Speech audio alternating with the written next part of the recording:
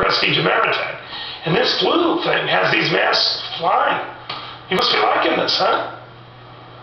Well, I can't say I really like it from the standpoint that there's the flu, but sales have certainly been up. All right, now, you've obviously been pushing 24/7 to keep up with the demand.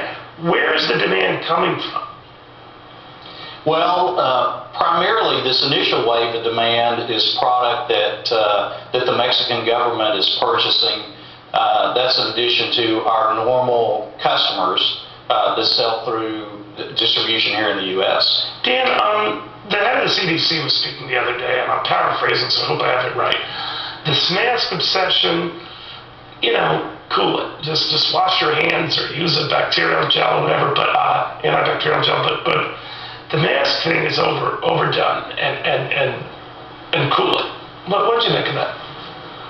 Well, I wouldn't agree with that at all. Actually, a face mask, a face mask is one of your first lines of defense.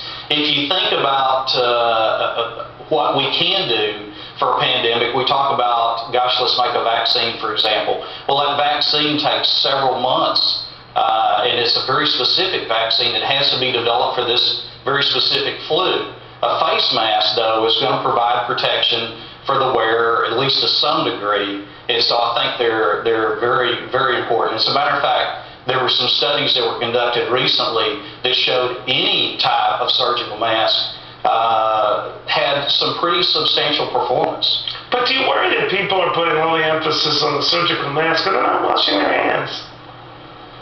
No, it's a combination. You really have to, in these cases, washing your hands is very important. Yeah. Can you talk through a surgical mask when you have these on? Are you talking to it? Is everyone like garbling their speech?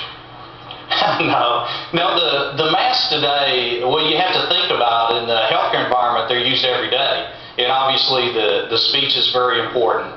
And so the masks of today are a lot different than they were years ago. They're very specifically designed for an application.